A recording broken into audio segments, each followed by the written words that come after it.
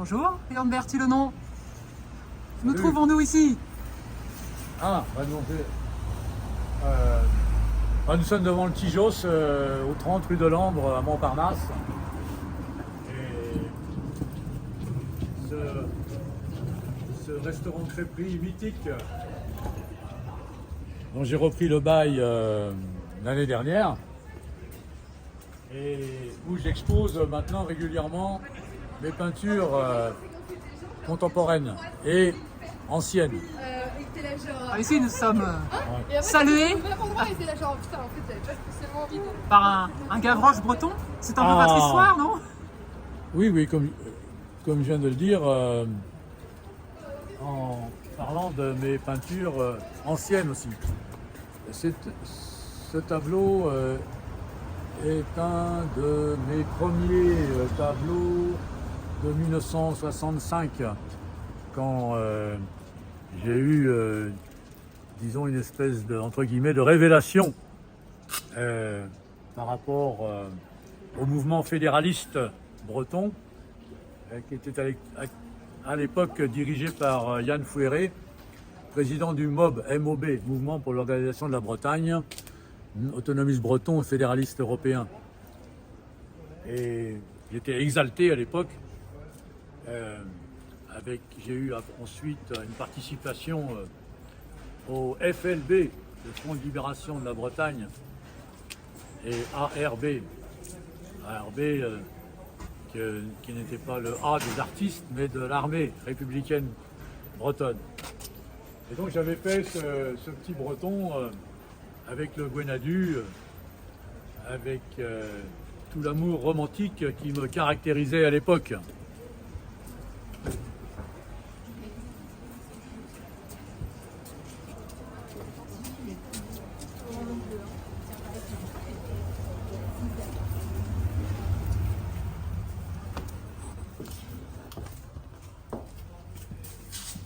J'ai repris la gérance l'année dernière, puisque c'était en liquidation judiciaire et que j'ai eu peur que le Tijos disparaisse, alors qu'il existe depuis 1937, qu'il a été le lieu de rendez-vous du mouvement de renaissance brésonne et celtique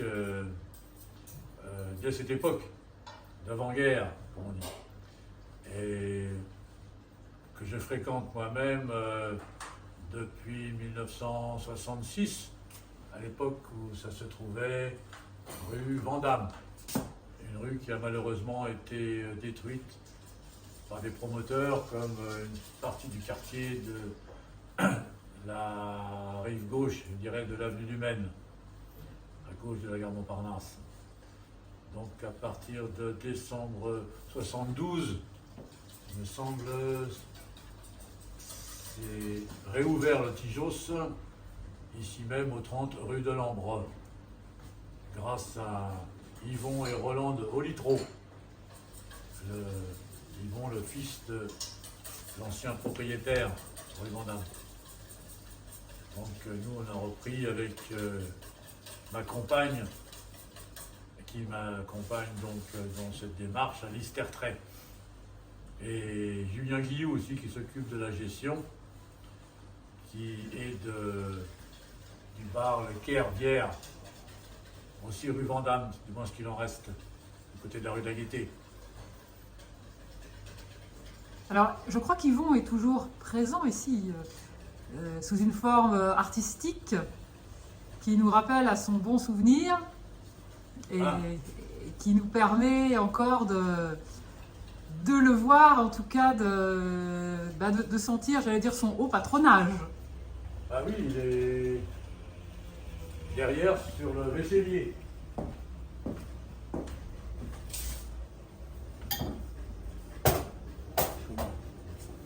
Oui, j'avais fait son portrait en chevalier breton il y a une quinzaine d'années. Il est malheureusement décédé il y a 10 ans. Donc il est aussi dans la démarche que j'affectionne et que j'appelle l'archéofuturisme.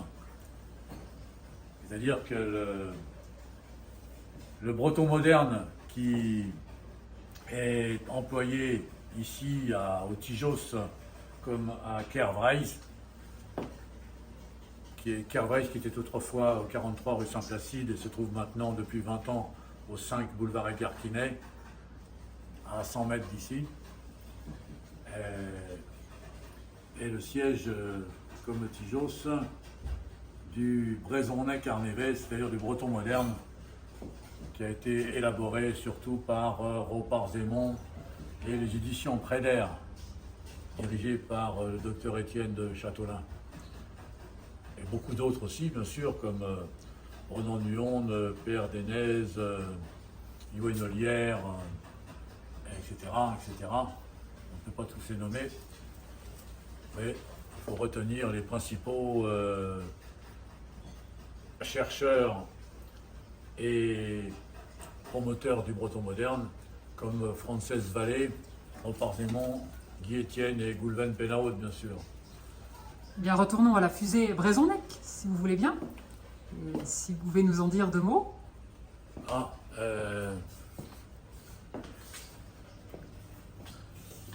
Oui, j'avais créé ce terme archéofuturisme pour parler du breton moderne il y a une trentaine d'années,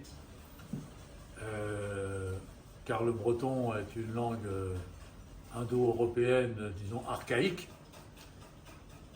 et qui s'était conservée dans différents dialectes, 4 dialectes principaux en Basse-Bretagne, qu'on appelle le vantais, le léonnais, le trégorois et le cornouaillais. C'est en breton le guénédec, le léounec, le tréguériec et le kernévec.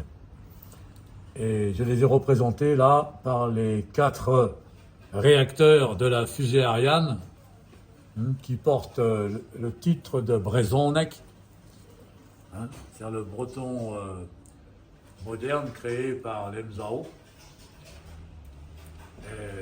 que j'appelle aussi l'Emzavec, puisque c'est une langue nouvelle, donc futuriste, née de dialectes archaïques, d'où le mot archéofuturisme, que je symbolise par la fusée Ariane. La fusée Ariane qui m'intéresse particulièrement, puisqu'elle est le symbole de la conquête de l'espace, donc de l'espace historique pour nous, et qu'elle a été mise au point aussi par des ingénieurs d'origine bretonne en Guyane, à Kourou, comme Le Billon, par exemple, qui était de mon coin. Et surtout qu'elle est aussi illustrée par le portrait ici même du breton Jean-Loup Chrétien, premier cosmonaute, astronaute européen, qui est né à La Rochelle, mais qui est d'une famille de parents originaires de Plourin, à côté de Morlaix, près de Saint-Paul-de-Léon. C'est un Léonard d'origine. C'est pour ça que j'ai fait son portrait et que j'en ai affiché une reproduction ici même. Puisque il y a une trentaine d'années, il était venu ici pour dîner un soir avec Guillaume Faye et moi-même. Faye qui a repris le titre archéofuturisme pour un de ses livres très intéressant que je conseille à beaucoup de jeunes, dont je conseille la lecture, qui nous détache du conservatisme nostalgique des nationalismes en Europe pour créer la grande Europe des États-régions sur le modèle de la Constitution des USA, la Constitution américaine. Il est important de rappeler aux Bretons de Paris et aux autres que leur vocation historique est de continuer de manière artistique à créer afin de de faire avancer l'Emzao, le mouvement, vers une métamorphose des Bretons dialectaux, qu'on appelle le cornouaillais, le léonnais, le trégorrois, le vantais, vers une langue ultramoderne pour répondre aux besoins du futur, dans les siècles à venir. Car n'oublions pas qu'il faut voir l'histoire sur le très long terme, et il peut très bien se passer avec le breton postmoderne, ce qui s'est passé avec le français depuis la Révolution française, depuis 250 ans. Ce français moderne qui n'était pas du tout, qui n'existait pas au XVIIIe siècle, et qui n'était que la France était un pays de patois qui sont devenus le français de la Révolution du quartier latin, qui s'est étendu à tout l'Hexagone. Avec l'aide des Français, de l'éclatement de l'empire des Soninké. Ouais. Ouais, c'est eux. Ah oui, les Soninké. Ah, ils l'ont cassé. Ça, c'est le Avec Mali. l'aide des Français. C'est le Mali, il y a les Soninké, les Dogons, les Bambara. Mais dans les Dongos, les Dogons, en fait, Les c'est Dogons, des ouais. Malinqués. Hein? Ouais. Les Dogons, c'est des Malinqués. Malinké? Oui, c'est des Malinqués, des gens du Mandé, quoi. C'est des Malinqués, des Bambara, il y a des Soussous là-bas. Et ils ont voulu préserver les secrets de ces populations autochtones. Bon, ben disons, Dagom, ze tamik die war ben pez zo prend vezet derender et Paris, Azivut, qu'il retourne en Afrique. Hein? Bah, Petra Songez, die war ben embrassé, te agazo aurin africat, Ernest Tamsir, agazo a Muskiant, Brezon, Ganit, Ken Aveza, Penos, Ganet et Air Bretagne, Halekaet. Une tamik dièse, pas mes collègues rwandais,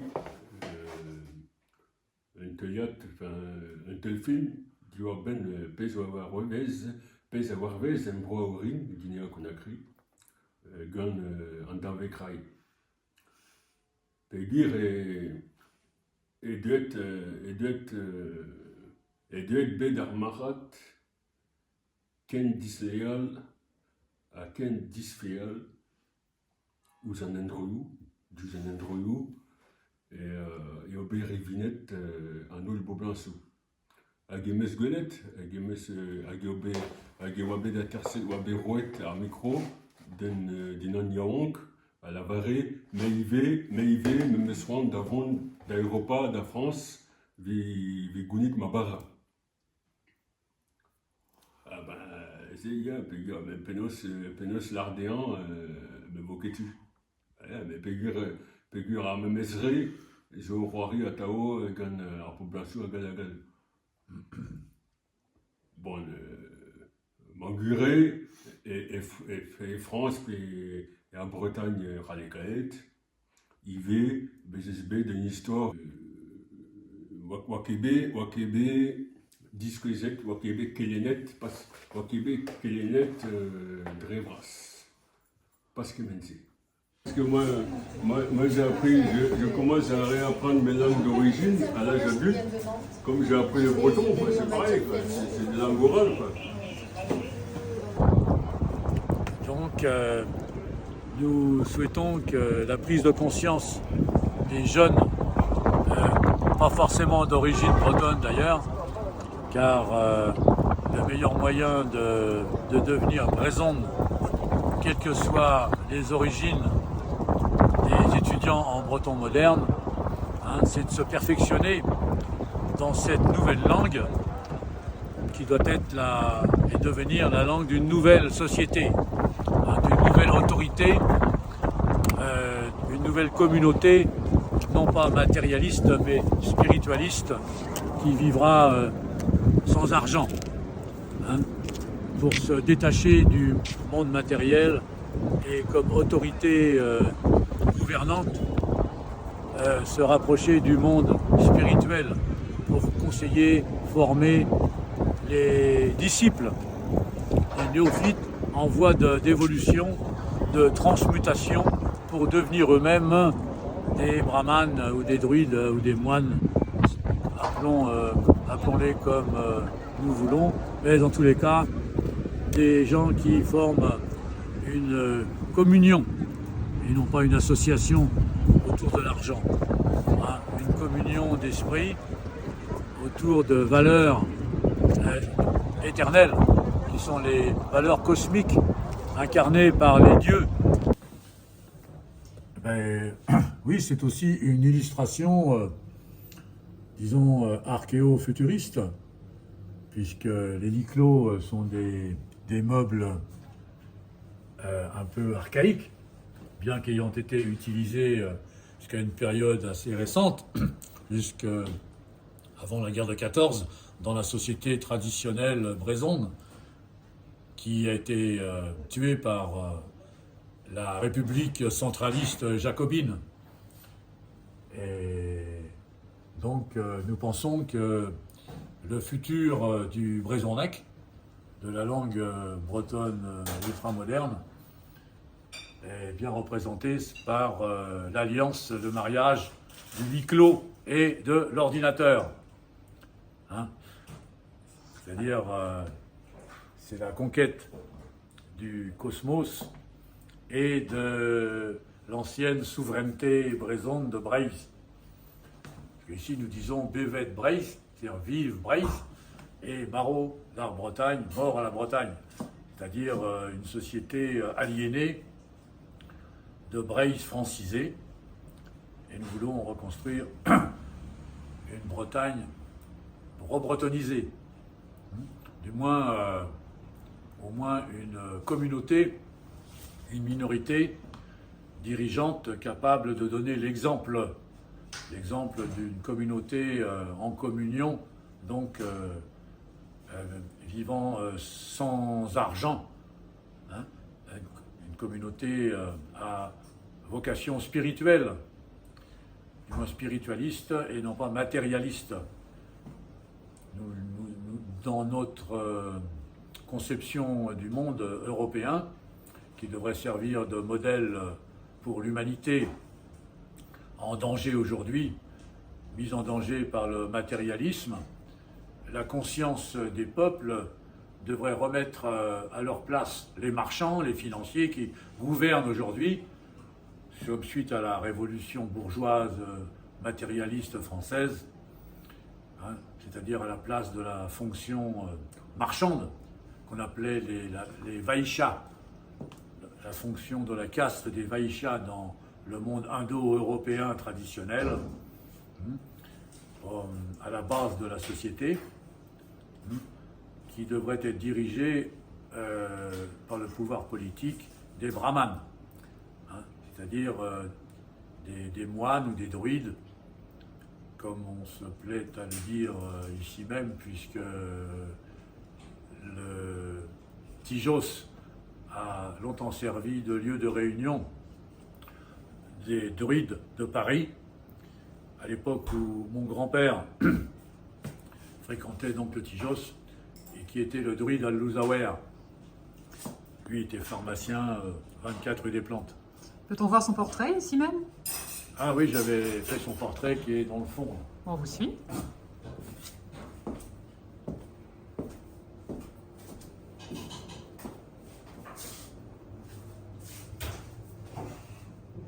Oui, il veille en protecteur des lieux dans le fond du restaurant, près des tableaux que j'estime futuristes aussi, puisqu'ils sont d'une facture contemporaine, sans pour autant faire partie de l'art contemporain.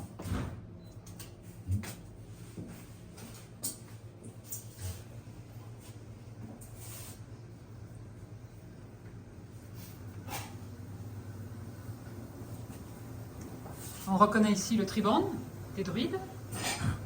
Oui, ben, c'est toujours la marque celtique qui est la vocation du Tijos, de Renaissance celtique. Parce que le tribande est le même symbole que le triskel, c'est-à-dire du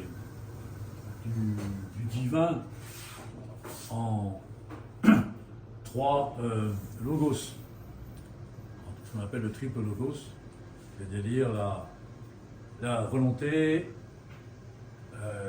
l'amour et l'intelligence.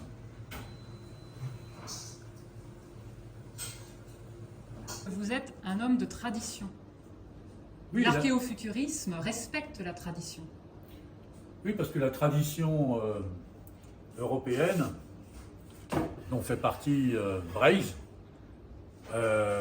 consiste justement à ne pas être conservatiste. La tradition indo-européenne se caractérise dans l'histoire de l'humanité comme étant tout le temps en mouvement, hein, et en révolte contre le matérialisme. Nous nous enracinons dans les insurrections paysannes depuis l'Empire romain, puisque ce sont les paysans de toutes les régions d'Europe qui ont montré l'exemple contre le pouvoir de l'argent, contre le pouvoir des marchands, et qui se sont très souvent réclamés du Christ, qui avait évacué les marchands du temple et qui déclarait que son royaume n'était pas de ce monde. Voilà. C'est-à-dire qu'il se voulait le souverain d'une société parallèle à l'Empire romain. Son monde n'était pas l'au-delà, mais ici-bas, dans une communauté spirituelle, donc des êtres, une communauté de l'intuition, de l'amour, et non pas de l'avoir, matériel. Donc il se réclamait non pas du paraître, mais de l'être spirituel, hein, dans un monde sans argent, hein, qu'on pourrait appeler communiste. Moi, il y a une cinquantaine d'années, je diffusais des textes qui s'appelaient « Un monde sans argent, le communisme ». Mais il est bien évident que c'est peut-être que la communion des êtres dirigeants, servant d'exemple et au service de ceux qui ont besoin d'être formés, éduqués, pour élever leur niveau de conscience de manière philosophique durant leur existence, ou leurs nombreuses existences et réincarnations. Hein. C'est le sens de la vie sur Terre pour nous dans la tradition celtique. J'aimerais qu'on s'approche de ce tableau qui se trouve justement entre deux fenêtres, éclairé par la lumière du jour qui nous parvient comme à travers des vitraux. On y découvre le symbole que vous mentionniez précédemment, le triskel, et on ne peut que remarquer l'élévation que nous indique ce tableau. Est-ce que vous pouvez nous en dire quelques mots? Oui, c'est une peinture qu'on pourrait qualifiée d'abstraite, mais en fait qui est très éloquente, quoi. C'est l'élévation du matériel vers le spirituel en passant à travers les aléas, les complications, les entrelacs de la vie sur Terre, qui sont les épreuves bienfaitrices que nous devons surmonter et dépasser pour transmuter, c'est-à-dire pour se transformer nous-mêmes et donc nous améliorer de manière à pouvoir vivre après notre mort physique dans l'au-delà, hein, jusqu'au moment où on est renvoyé, hein, je dirais entre guillemets au charbon, c'est-à-dire renvoyé sur Terre, c'est réincarné pour vivre à nouveau les épreuves et nous améliorer encore, c'est-à-dire transmuter à nouveau de manière à toujours être plus léger, avoir un cœur plus léger, une conscience plus légère, de manière à pouvoir rester dans l'au-delà. Et non pas toujours ici-bas. Hein. C'est ce qu'on appelle le fait de devenir des dieux. C'est pour ça que dans la tradition indo-européenne, on parle des dieux multiples dans le paganisme. Voilà donc c'est tout un programme historique que nous appelons encore une fois futuriste pour les artistes créateurs et non pas passéistes. Voilà. Donc bon courage à la jeunesse qui veut s'emparer de notre projet créatif. Merci. Merci beaucoup.